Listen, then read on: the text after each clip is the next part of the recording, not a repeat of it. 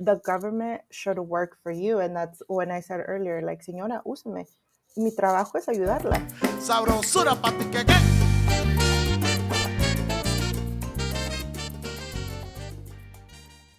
Hello, everyone. Welcome back to Café con Pam, where we share our stories over cafecito. Yo soy Pam Covarrubias, and we are today bringing you an inspiring story. It's part of our Civics 101 series. El día de hoy vamos a platicar con Lucero Maganda. Lucero is the Deputy Director of Community Engagement and Latinx Liaison at the office of San Diego Mayor Todd Gloria. Lucero is a dedicated bilingual professional with a commitment to social justice and a proven track record of impactful work in government roles.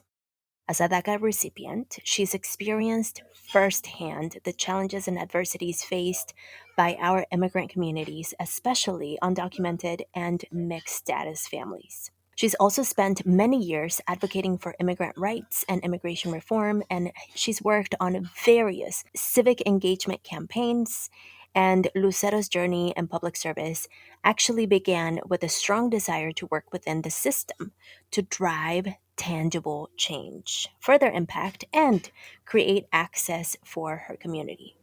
Through her roles at California State Assembly member Akila Weber's office and now Mayor Todd Gloria's office, Lucero gained a comprehensive understanding of the intricacies of governance, policy implementation, and community engagement. In her current role, she works and supports historically disinvested communities, focusing on initiatives that address systemic inequalities and provide equitable access to government resources that all people deserve. Listeners, esta conversación con Lucero es en los dos. Es, es en inglés y en español, es bilingual. And we cover a lot of the intricacies at a local level. So if you were part of, or if you've seen the previous videos with Aurea, part of our Civics 101 series, with Aurea, we focused a lot on kind of like the federal level, kind of like high level, even state level process.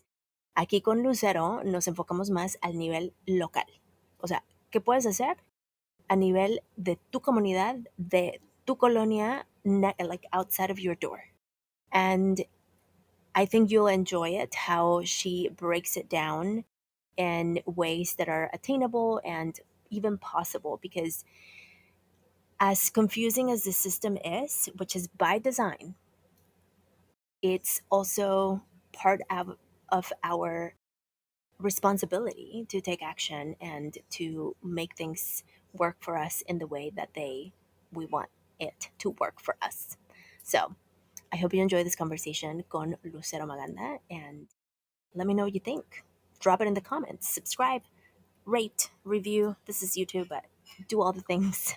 And I can't wait to hear what you think. Lucero, welcome to Cafe con Pam. Thank you so much for having me. Thank you for coming. This is a YouTube video, so it's a little bit different from an episode. And though we always start Cafe con Pam episodes with what's your heritage, so why not bring this one here? Sure.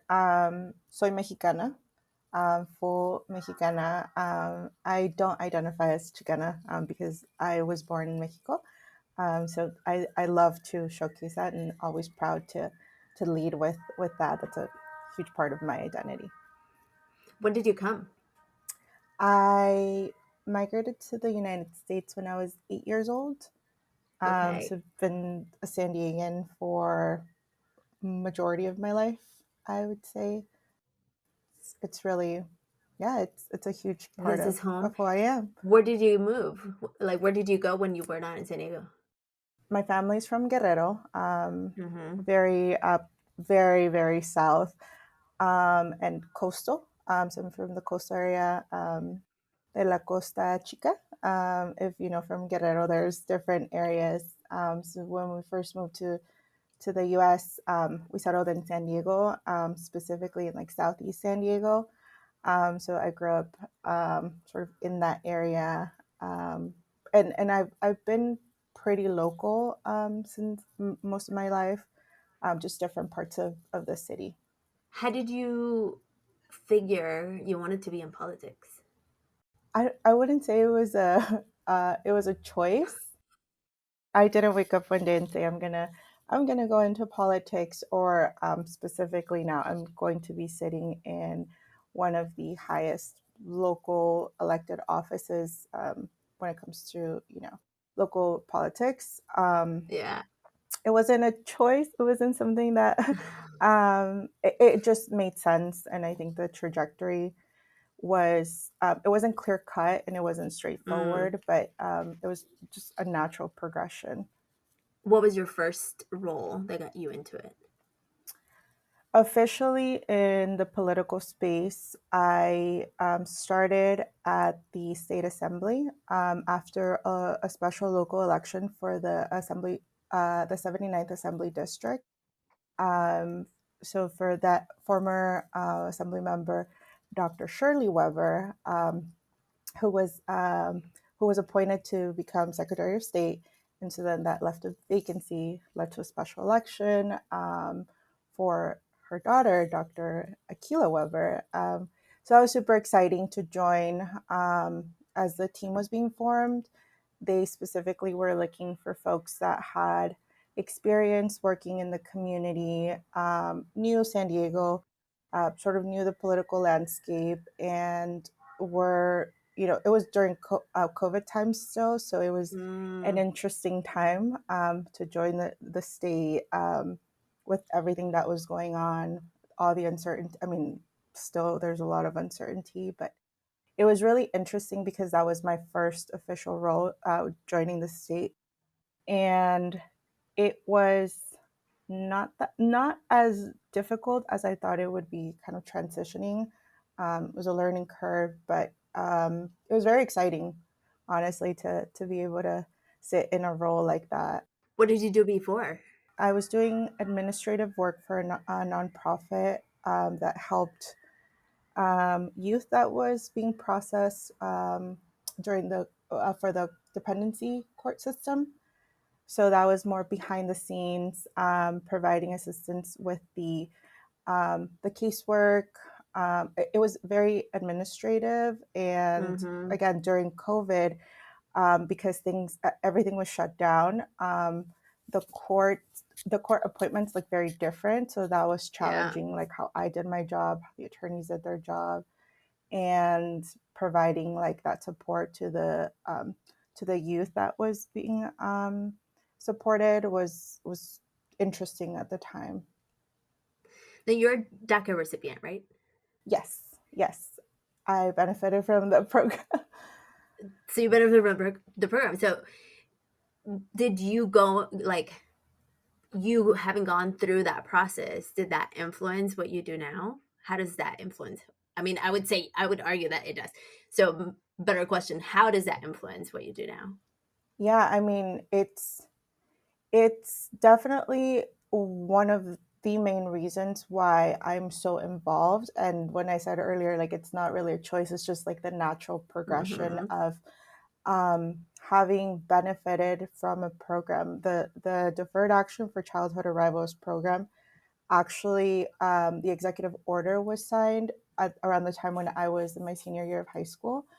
Oh my gosh. I mean, I believe in timing. And I Totally. think as we get through like the conversation, my journey's been like this, which I love. It's all been about timing. It's been about timing, and so the timing of that being back in 2012, kind of perfectly aligned, right? And it's been Hmm. a struggle since then. I mean, it's nothing's ever been guaranteed. It's just an opportunity, um, and not a perfect opportunity because it wasn't.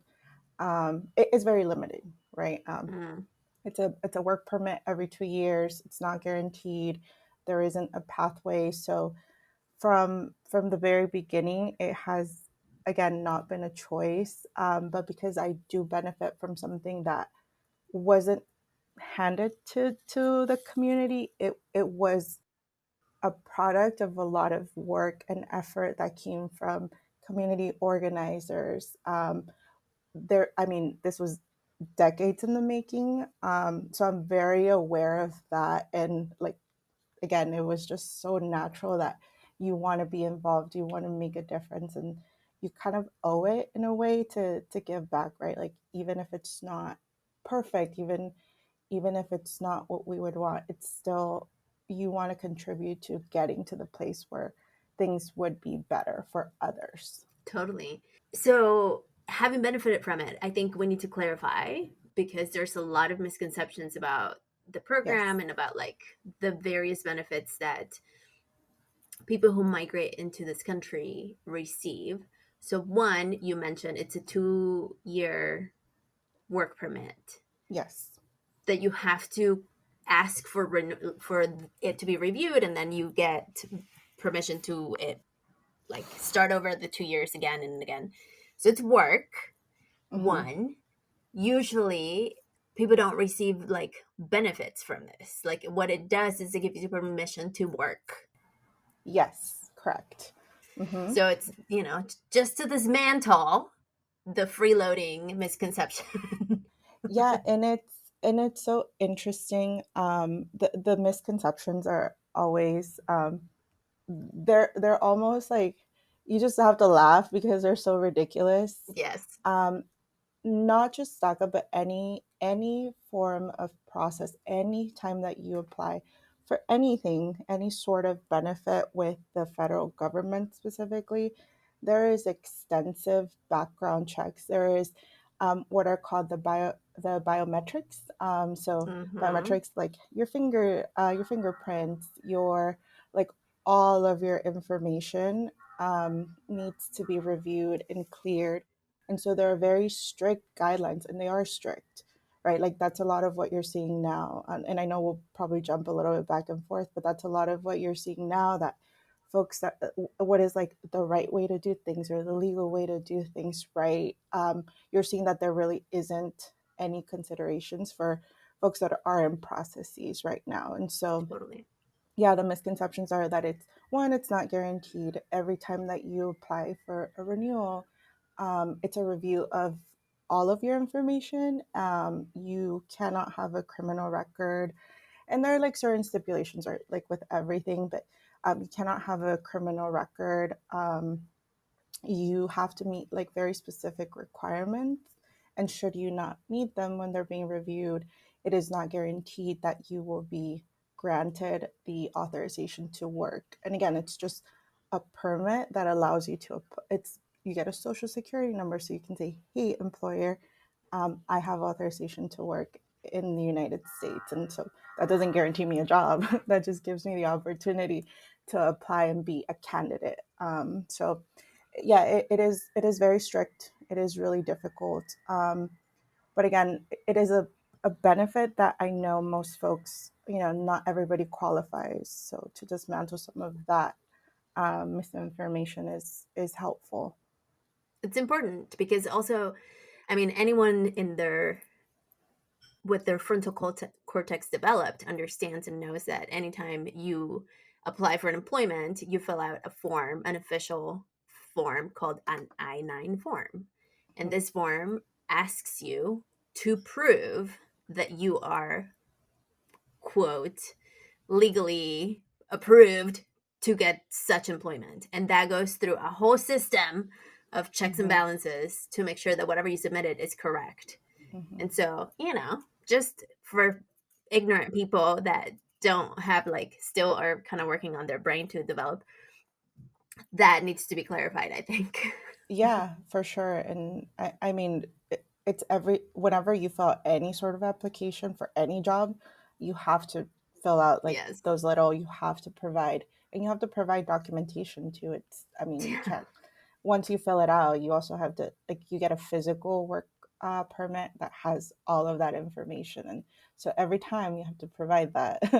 I um, know. it's a process. It's a process. Okay, so you've benefited from DACA, which is amazing, and you were that kind of like has influenced in a way your involvement in like civismo, ¿no? Ay, dijimos que lo íbamos a hacer en español. Pero bueno, Spanglish, español, inglés. en Spanglish. Entonces, de ahí, why did you decide to stay local and not go state or federal? So I think as we're talking about like kind of fact checking things, how we talked about the work authorization still doesn't grant me any status. So that means that I don't qualify. So folks that are solely documented, as we refer to ourselves, um, means that you don't have a status, but you're not. So you have the authorization. So we do not qualify for federal benefits, nor do we qualify to apply for federal roles. So for like anything that's employed under the federal government per se, wouldn't be able to apply for certain roles. And so then I think that just opens up a whole bucket of restrictions. Mm-hmm. So when it comes to like federal funding and things of that nature, right, like again, folks that are documented don't have access to that. um, Mm-hmm. I mean, things are different. I'm so lucky and blessed, and again, the whole timing thing that we came to California, because we're in a bubble. And I know things are challenging in California, in San Diego, but we're in such a bubble that in the grand scheme of things, like things vary so drastically from state to state for folks that are documented, for anybody. And so I think it plays a huge role. It is the catalyst for me being civically engaged. Obviously, it's not something that I forget. I mean, it's my reality every day, but locally, one, because of all the support that I have. This is like sort of my support system, my ecosystem, is here in San Diego. This is where I got started, where I became involved from the beginning with a lot of great local nonprofits. There's a lot of great partners, and to now be here, it's like a full circle moment, where folks that essentially raised me, like from a baby activist to now, it's really cool to see that.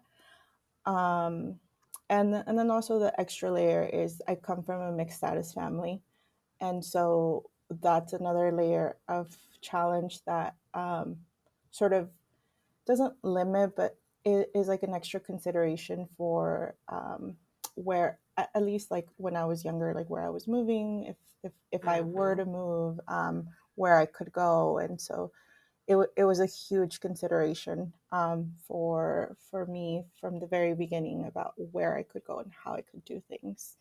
But yeah, I mean, I think there's a huge impact to be done locally, and I enjoyed seeing like how far things have progressed, and just again like that ecosystem and the relationships and the base that I have here in San Diego has been, again, just timing, and has worked out in a way that I couldn't have foreseen that it would work out this way. So toda mi familia está aquí casi en San Diego, mis amigos, compañeros, all my mentors. So that's been really cool. Very cool. Being that you're on the inside, something that one of my mentors once told me is if you actually want to make change, you have to do it from the inside. And so I think because I used to be, the peleonera that would go and like march and protest and whatever. And he was like, "Cool. There's space for that." And actual change happens when, with the people that signed the laws and with the people that. And so, given that you're on the inside, and we'll talk about what you currently do, but given that you're on the inside, what do you wish more people knew they could do with knowing that there's people like you on the inside?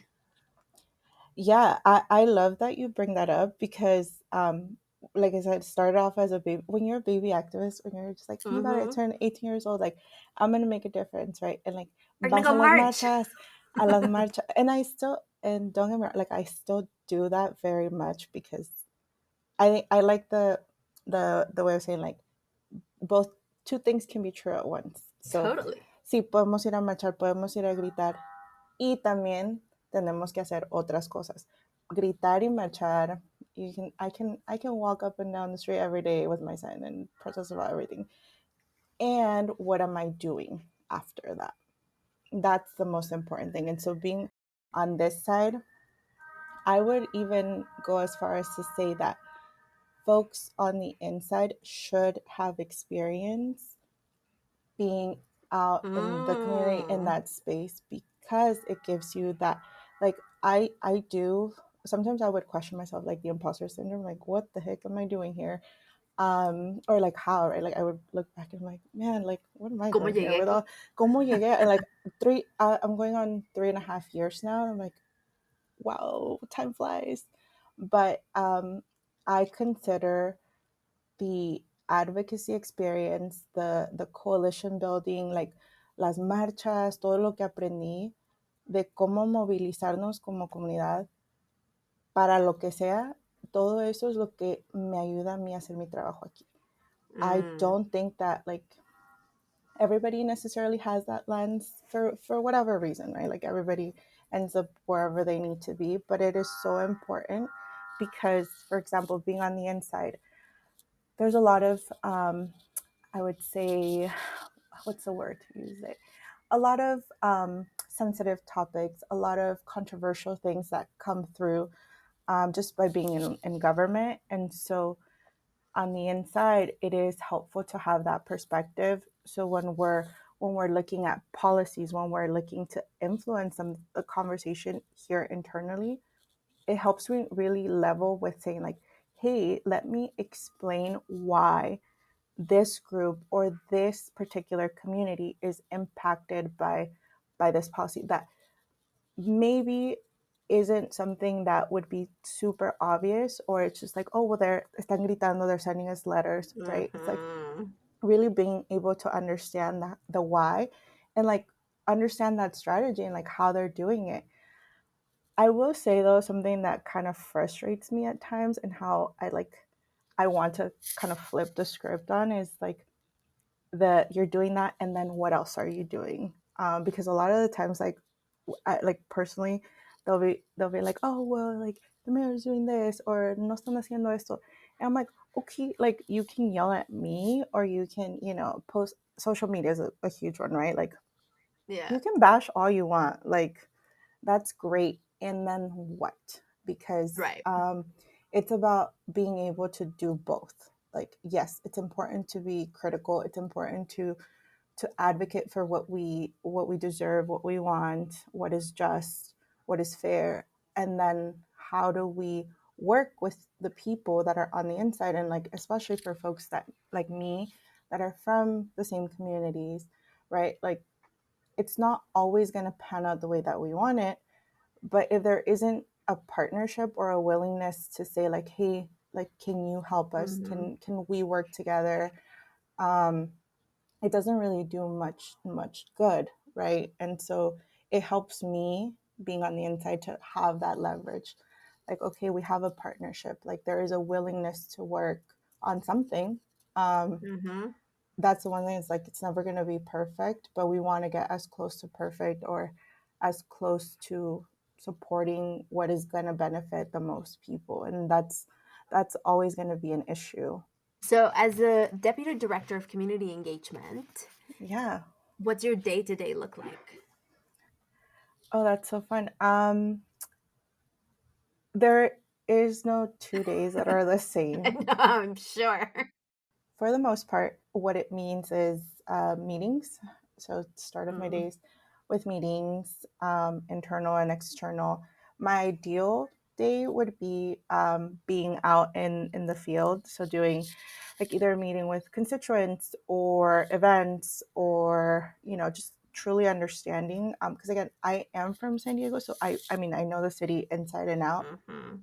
But to me, like, my role as deputy director of community engagement means like I'm there with where the people are, right? Like trying to meet the need where it's at, and like just seeing what's going on. Because it Mhm. is challenging sometimes to keep track of everything. It's a big city. There's 1 point something million people in the city, Yeah. and so it's good to be out and about and like understand that. But it is not a like regular 9 to 5. Like right Mhm. now, I am at my desk because there were some things.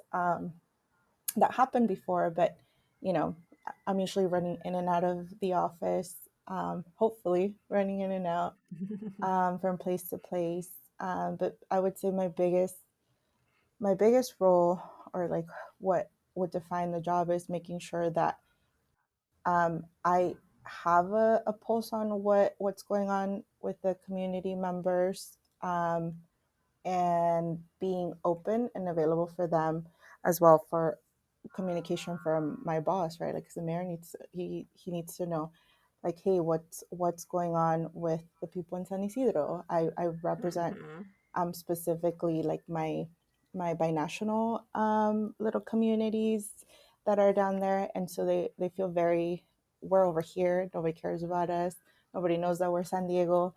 But it is really important that, one, I know what's going on, and that I convey that back to my boss, because he expects to know what's going on, because he's the one person. But that's why he has a team of people that should know, and vice versa. Like, you should be able to say, like, hey, I'm reaching out to the mayor's office, what's going on, can you explain what the heck this new policy means, how does it impact me, can you do something about X, Y, and Z issue, or can you just talk to me? Sometimes people just want to talk. So any of those. Totally. O sea, tenemos esas comunidades binacionales, fronterizos, lots of immigrants, lots of people that have lived here for many years, but still, maybe because they didn't have status or because whatever reason, like they just didn't know, they haven't been involved. O sea, hay mucha gente que vive aquí y dice así de, pues, las cosas pasan porque pasan, ¿no? Entonces, I feel like there's a lot of people that just kind of like, cabeza abajo, me voy a trabajar y lo que pasa, pasa, when there's a lot of opportunity to get involved. Locally, I think what we always hear is start with your local community, start with your neighborhood, start with your district. So, para la gente que no entienda la diferencia, especially in California, there's a lot of different offices. No, o sea, you have a district that you're a part of, and then you have the mayor of the whole city, and then you have the county. What do people need to know? Yeah, I like that you bring that up, because we back to earlier when we were talking about it. Everything affects everybody, Yeah. and so there's a lot that people can do, and it can seem overwhelming. So I understand that. It's hard to navigate, and that's by design, right? Like, so that's a different conversation. But Yeah. part of my purpose, I would say, is le digo a la señora, úseme. ¿Qué ocupa? Right? So to your question, the differences. So locally, you always start with your representatives, like at the most local level, which would be and like a San Diegan, your council member. So that's step number one. And that is a Google search away or a phone call away to know, where do I live? Like, let's talk about what's my neighborhood called, because there's neighborhood. What's my neighborhood called? Okay, where do I live? So, for example, I'm in North Park, right? I live in North Park. I'm like, okay, great. What does that mean? I am in Council District 3. So I have a council member that is my first level of representation at the local government level. My council member is Council District 3, Council Member Whitburn, right?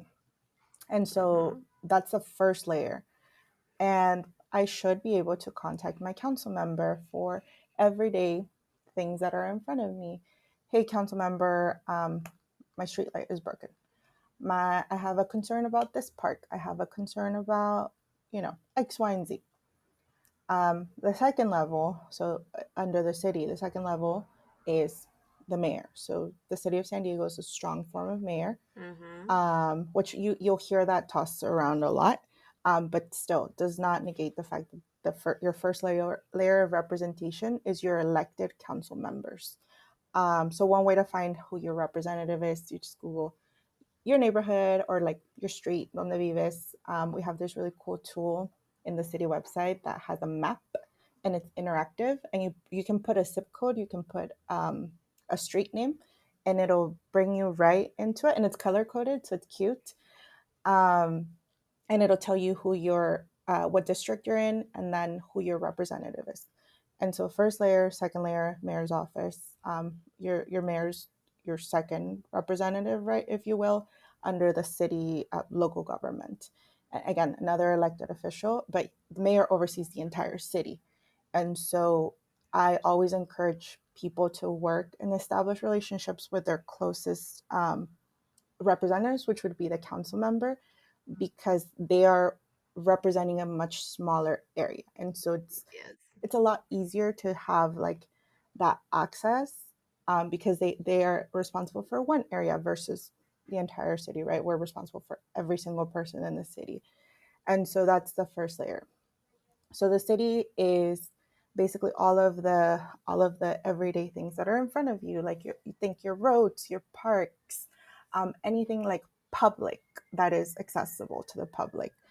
And then you have your county. So the county is, again, much bigger area that covers. There's also a board that represents, so similar to the council districts, the county districts are broken by area. And again, same thing. There is a, if you don't know who your county representative is, there's, you put your little address and then it'll tell you this is my representative. So that would be your third layer of representation. So that's a little bit like, okay, if you're going through the first layer, can't get, depending on what the issue is, right? But in terms of involvement, if you, as soon as you build a relationship with your first layer or anybody that's kind of in the space, that's already an in. Like, we know who to work with for whatever the issue is. It's just like establishing that relationship and like kind of getting the ball rolling, because it's confusing. It's a lot. Yeah. I'm a señora. I work, crazy hours. I take the bus and I'm like, something's wrong. Calling Maria on the bus? I don't care who it is, but I need somebody to fix it, right? Yeah. So I'm not going to care about that. But long term, right, is like, okay, well, now I know who to call. And for bigger things, right, like long term projects, like, well, I want to, okay, for example, I want to build a park in my neighborhood, right? Like, how do I do that? Okay, then that's when we start talking about like what the different levels of government are, which process makes sense for this, and it's very nuanced. But again, it's the first step of like, it's people that don't have the time, or like, I don't care, I just need someone to fix this problem for me. Right. But knowing like where to call and who to call, because it is overwhelming, and it is hard to be focused in like being engaged in things like council meetings, right, where a lot of really big decisions are being made every week, that impact everybody in the city. It is hard to do that when you are working 3 jobs and taking the bus or don't understand what's going on. So complexities, but I would say like the takeaway is like the layers of like contacts for residents is like, you got your first layer, council members, second layer, mayor, because it sees the whole city, and then your third layer in the scheme of things is the county, who oversees the entire, like, it's a huge chunk of area that is covered by the county. But nobody's in charge of the county. So the county has, similar to the city, you have your representatives who do the legislative part, and so that is also broken down. Like, they are the ones that oversee, similar to the city. We see the departments. Yeah. That would be similar to a similar model to them, but there's no mayor. It's more. There's not like a top person. Yeah, exactly. It's like a little bit more top heavy. Yeah, like a circle type of. Yeah. Okay. Those districts are the ones that are the big state districts. Those are the ones that they fall under state districts. So when we talked earlier about my assembly member journey, my assembly stint, because I worked there for a year, it kind of like, what's a good example? kind of like the little muñecas that you open. It's like layer 1, layer 2, layer 3. And so it Mm-hmm. kind of like you build up to those layers. So you have the state districts. So Mm-hmm. that's a huge chunk, because that could be multiple cities and multiple counties. And then you kind of narrow down to county representation, which is again a more narrow, still a lot of, By the county. and then you narrow down to city. So because there could be multiple cities within a county. And so that's where, when folks are like, well, this is a X, Y, and Z issue, it is hard to navigate that, right? Yeah. Who cares who your anything is? You should be able to get somebody on the phone. You should get access to whatever it is that you need, and you should be able to navigate getting to where you need to go, who you need to talk to. But it does get tricky, because Mm-hmm. certain things fall under different jurisdictions. And so those are like really tough conversations. So when I say, like, going back to the basics, is walking through in a way that is like explaining something to somebody like that. Again, I use my example of like la señora that's going, because they're usually like up here, like with their like emotions, and they're like upset. And so Yes. then I'm not gonna sit here and be like, okay, señora, so there's like the state, and then there's the county, right? I have to figure out how to like do that. And I'm not gonna be like, well, señora, that's not me, that's the state. Like, I don't, not gonna do that. So it's that fun part of having like really complex conversations and explaining complex systems to a person that, one, does not have the time to Yeah. nor should they need to know all of that to be able to resolve their issue. But it is challenging to go from that. But like, again, state districts, so your state representatives have a certain area, which is huge. And then you have county, which then narrows down to we're in San Diego County, which is huge. San Diego County is Yeah. huge. And you have like unincorporated areas. So then you get into Yes. all that. And then I get to work for the city. So it's Right. relatively smaller. Yeah. But it is Still those, a yeah, million people, but still. yeah. Totally. And I'm asking for because we're about to, in the state of California, we're going to vote soon, Hmm. and people haven't already, for Prop 50. So those districts from Prop 50 are state, county. What do people need to know from the city level, how those may change? Because we're mid census time. It's so important that people know that there is that election happening. It's a special election, so it's more about like knowing that something's happening. Number one is, Yes. most importantly, from like a civic engagement perspective, because at the end of the day, my role is very specific to like being working for an elected official, right? So you get into all the nitty gritty. Mm-hmm. But from a civic engagement perspective, it's just the first step is to know that there is something happening, Yes. that there is that special election, and for people to understand what it means. So there are these very cool fact sheets that they do. And if maybe I'll send the link so that folks can have access. And it does a breakdown of pros and cons of propositions. What does that mean? What does it mean for me? For me, a resident that lives here in San Diego, what does that mean? Because it's statewide. So it's for me in San Diego to somebody that's living in San Francisco, wherever up there north. I'm like, I don't know past San Francisco. Like, Right, right, that's right. where it Eureka sends. somewhere. I'm like, that's where it is. Yeah, Eureka. There you go. How is that going to impact me, right? But it is important. It is just as important for the señora in San Isidro Totally. to that person that lives up in Eureka. We're same. And the people in Fresno, even.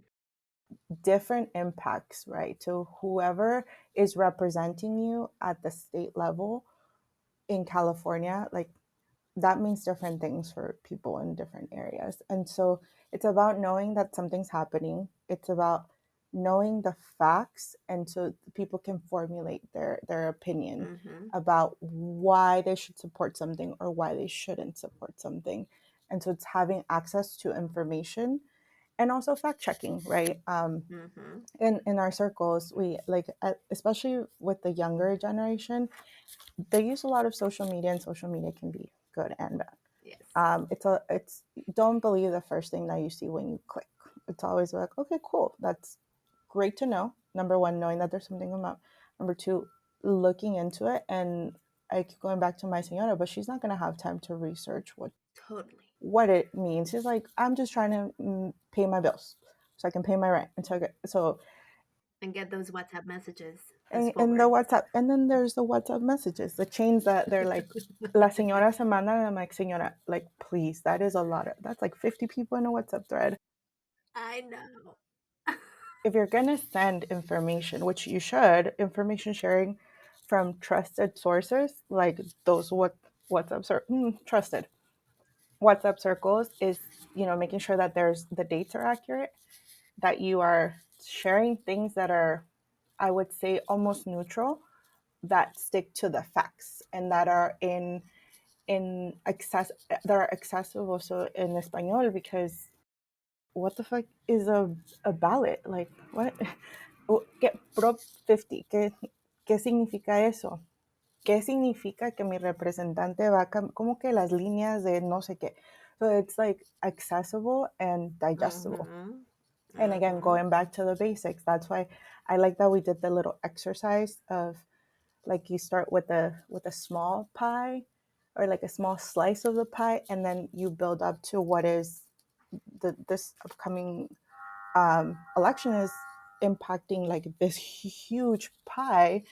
And so the election's on November 4th. Making sure that people know that polls are open from 7 a.m. to 8 p.m. hasta las 8 de la noche. Making sure that people are, again, prepared to participate, that there are locations that are near in their churches, in their rec center, like, see, from the rec centers that serve as polling centers. It is important to participate. This isn't one of those where it's like, oh, well, my vote doesn't matter. Like, voting matters. Voting matters in terms of, like, for me, the mayor is an elected official. So people in San Diego showed out to vote and elected that representative. Your council member, you showed up and voted for the best suited right? And so it makes a difference that just as much as you vote to elect people, that you show up and vote to support, or to support important things that are going to impact you. It does not feel like that for, again, the average person that isn't paying attention. But the impacts of something passing or not passing are going to be felt as, like, that level, at an everyday level. And so, and just like the dates that are coming up, it feels like it's very distant, but it's not. It goes by so It's quick. like soon. I might ballot. Yeah, You can also mail it. you can mail. So again, being back to, like, California, such, like, it is such a privilege to be in California. I think, like, just walking away with everything's like, California is just like, we're in a different land sometimes. Truly. And we are still part of the United States, and so still have to, participate. And so the conversations about, like, local elections and even statewide elections are so important, because people focus a lot on, like, the federal stuff, like, oh, who did we vote for president, like, every 4 years, like, great. But so many things are happening in between those 4 years that, again, impact everything that happens to you as a person living in whatever city every single day. No, for sure. I think there's a lot of misinformation, there's a lot of disinformation, there's a lot of just no information. Mm-hmm. And so I think, like, I'm doing this, which is kind of like one-off type of episodes, because I think it's important for people to understand y tener esa curiosidad, ¿no? Así como que poner así de, Mm-hmm. algo está pasando, tú haz tu investigación y tú decides. Mm-hmm. Entonces, what would you say to the gente que dice, I know, it doesn't matter? O sea, un voto, lo que votes, de todas maneras la gente hace lo que quiere. I would say that it does matter. One of the things, I mean, I'm subject, like I fall prey to like the doom scrolling, and like when I'm on social media, sometimes I have to take a break because I'm not gonna argue with people. Totally. Not a good use of my time, but I would say that if voting wasn't matter, we wouldn't be here in the first place if voting didn't matter. Like that is why it's such a critical time, because it matters.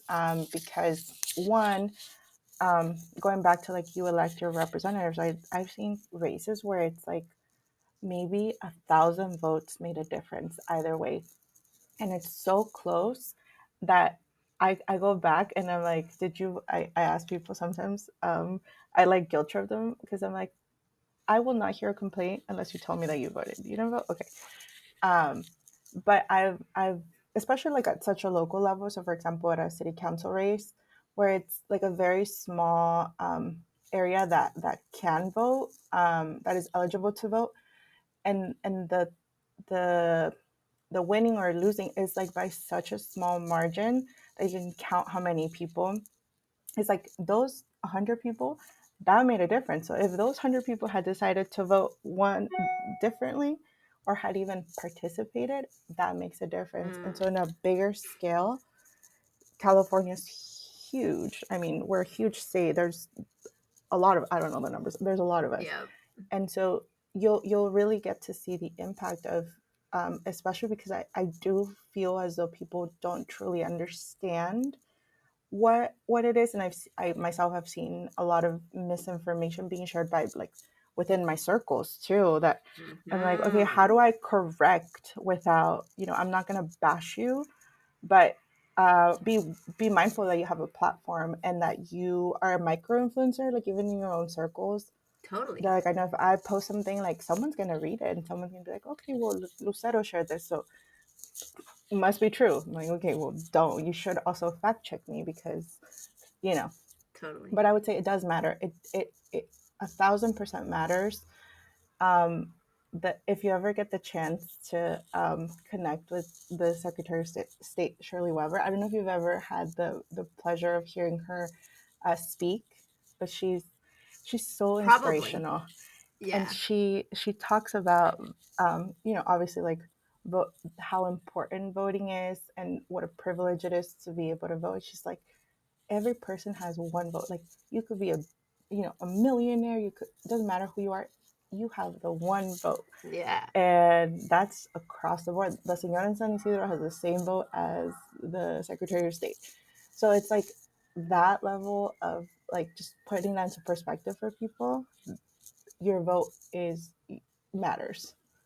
Y bueno, la última pregunta acerca de esto that I'm curious es, por ejemplo, o sea, if I wanted to write to my elected officials to talk about like diferentes whatever is happening, ya sea in like maybe talk about my neighborhood, ¿no? O sea, una vez de hecho me pasó when I used to live in the city. I'm outside of the city of San Diego now. When I used to live in the city, I'm in La Mesa now. Oh. Pero when I was in San Diego, there was across the street there was a building that they demolished and then they were like building it.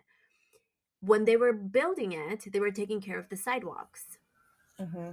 And then they like the construction company left or the developer left, and then the sidewalk across the street started just growing all these grass.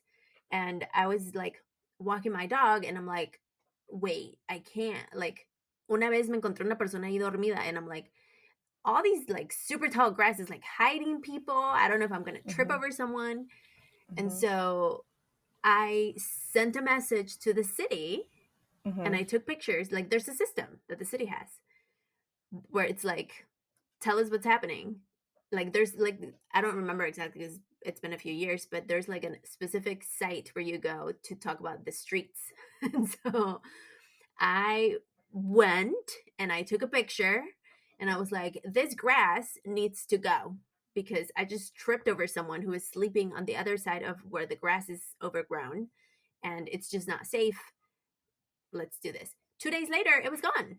And then they added it to the schedule, I think, because then it was regularly trimmed. And so, I mean, that's kind of like a city. Like I knew I was able to just like do a quick search, like my city sidewalk is overgrown, and then like quickly got to where I needed to go. Pero ¿qué pasa cuando like there's prepositions or laws being passed? Like how do people figure who to go to and where to go to and like who to maybe complain to or like asks or whatever? How do people figure that out?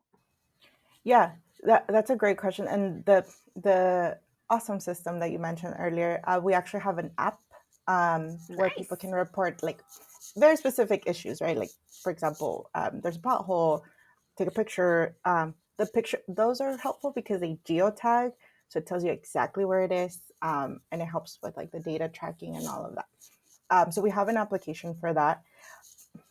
Wait times are a little, we're working on it.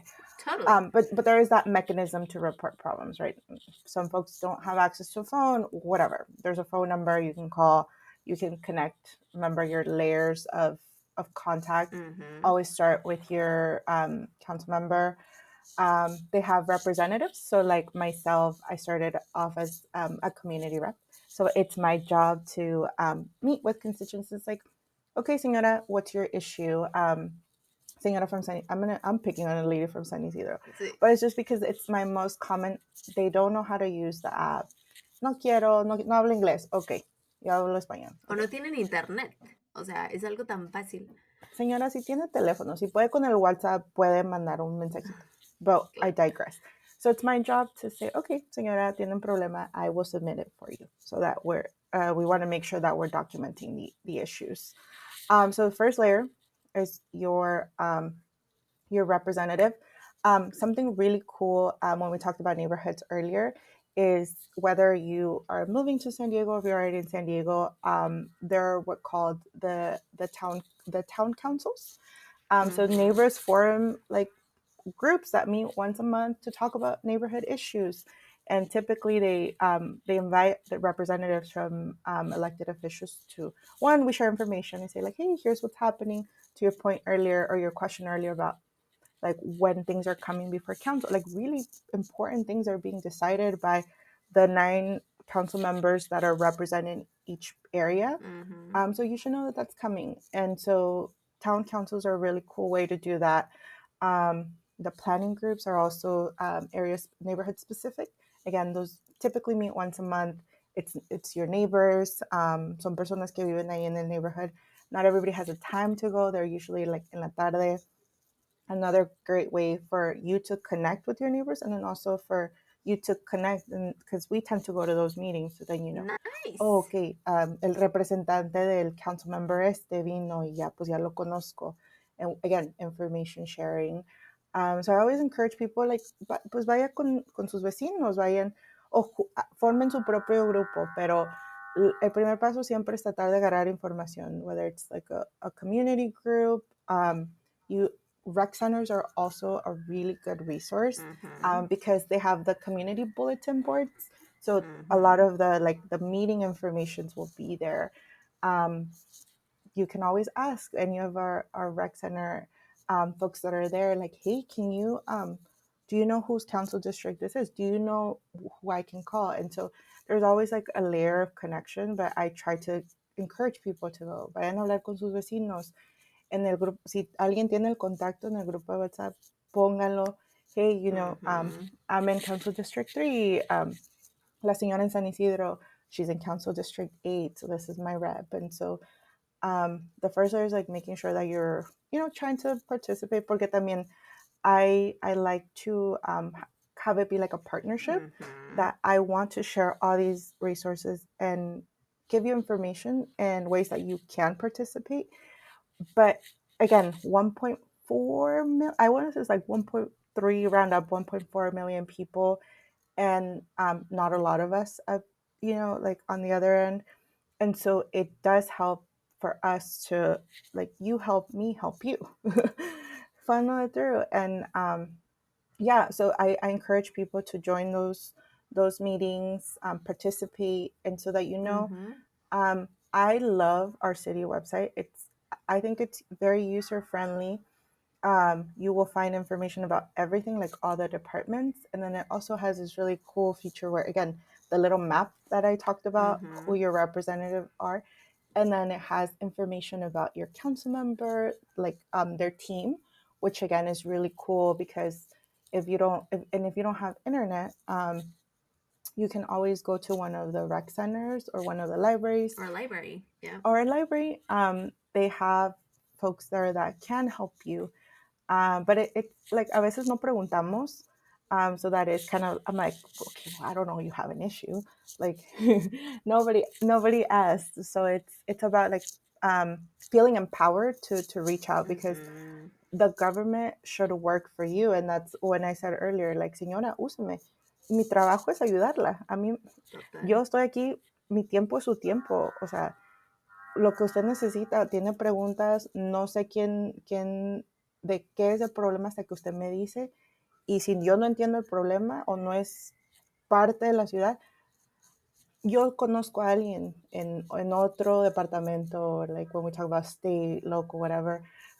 I have counterparts in different areas. And so I'm like, si yo no lo puedo resolver, yo conozco a alguien que lo puede resolver, pero yo no sé que hay un problema hasta que no me dice. So it's empowering, like making sure that people feel empowered. There will be like feelings, like if you're upset about something, yes, and feel empowered to do more than, like things aren't going to get better because you complain about it. Like they're going to get better when you complain about it and take another step to say like, hey, like find a solution. Like, here's my solution, or like, actually, here's my problem. Like, can you help me fix it? So it's like that. It's a combined effort. Bueno, Lucero, we're out of time, but we would love to bring you back whenever to talk about all local issues that people can get involved with, because I think it's important. For sure. Thank you for your work and all you do. Appreciate you for inviting me. Yeah, of course. Tell us where we can find you, or how, like, anything that you may want to plug. Yeah. So again, just reminder, there's a lot of resources, but I will share. I can leave my contact information. All of this is also available on the city website. So if you put City of San Diego, there's a link that says the mayor, meet the mayor and staff, and then it's really cool because then you get to see all of us and all of our team members, who does what. It'll have my email address. So again, public information, as a resource. I'll share my contact information, and also a few links about the information on upcoming, like really important upcoming elections, and where you can find additional resources. Yeah, open to any other questions. Again, everything I do is public, and so it's really cool to be able to amplify that a little bit more. So I do appreciate you allowing me this opportunity. This is a very cool opportunity and a different way for us to connect with maybe folks that I wouldn't normally talk on a regular basis. But again, creating that access. So I appreciate you for doing that. Anytime. Yeah, of course. It's my pleasure. And my responsibility, frankly, también, no? And for the people that are not in San Diego or watching this, go to your city, whatever city you live in. Hay oportunidad, o sea, así como Lucero está en San Diego, there's people elsewhere in your city, no? Entonces, this is just one example. And of course, it's very specific because we're in California. Like you said, this is a very, like, particular state. Pero hay oportunidad, no? Thank you, Lucero. Muchas gracias. Gracias, Pam. Bueno, that was my conversation with Lucero. Espero que tengan dudas resueltas. I hope you have doubts that are resolved after this conversation. I think while we could have gone much deeper, maybe we can bring Lucero back so she can continue talking, telling us, kind of like showing us ways that we can get involved at a local level. Pero por lo menos my intention is that you get a starting point, that you get some direction and understanding, so you know at least where to look for information. You do have a voice, and we all deserve to raise our hand and say, this is not working, how could we improve it? Y bueno, if you're ready to go deeper, of course, you can join the Cafe con Pam Supporters Club. This is where you can support us and support our work. You buy a cafecito for us once a month. It's only $5 a month. You continue to support the show, and you continue to help us keep growing it. The link is right below in the description. Until next time, stay grounded, stay connected, y como siempre, sigue brillando. Nos vemos en nuestro próximo cafecito. Sabrosura pa' ti que.